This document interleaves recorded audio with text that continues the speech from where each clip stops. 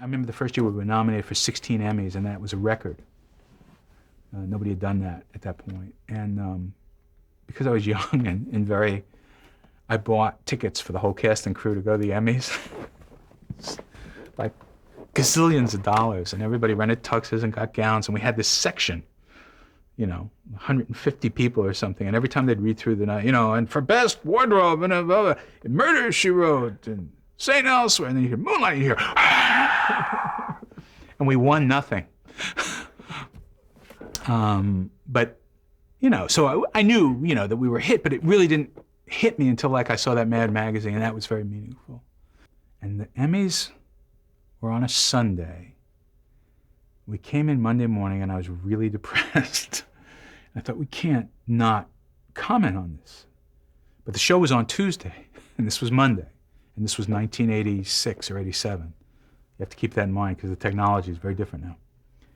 So I came up with this idea, and I ran down to the stage, and I said, I want to film something. And what we filmed was, we filmed this little scene with Bruce and Sybil standing in front of a desk, and Sybil says, so how's your mom?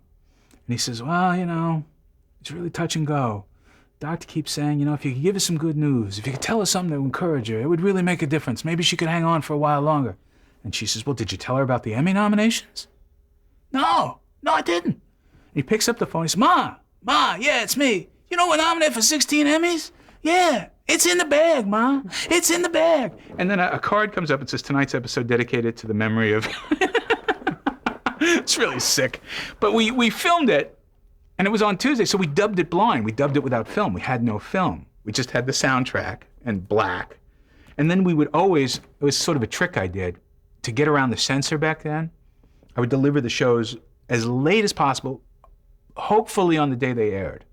So they would have to satellite it, and they really wouldn't get to see it because we were always having censor problems. The other trick I would do is if they absolutely had to see it, and they, I would send it out Friday night to their homes. And what would happen is then the families would watch them together, and when the wives and the kids laughed at the dirty jokes, they'd let them through, because they'd had the experience of sitting in their living room and seeing that the country didn't fall apart and stuff, Did you do that consciously? Or? Oh yeah, absolutely. Yeah.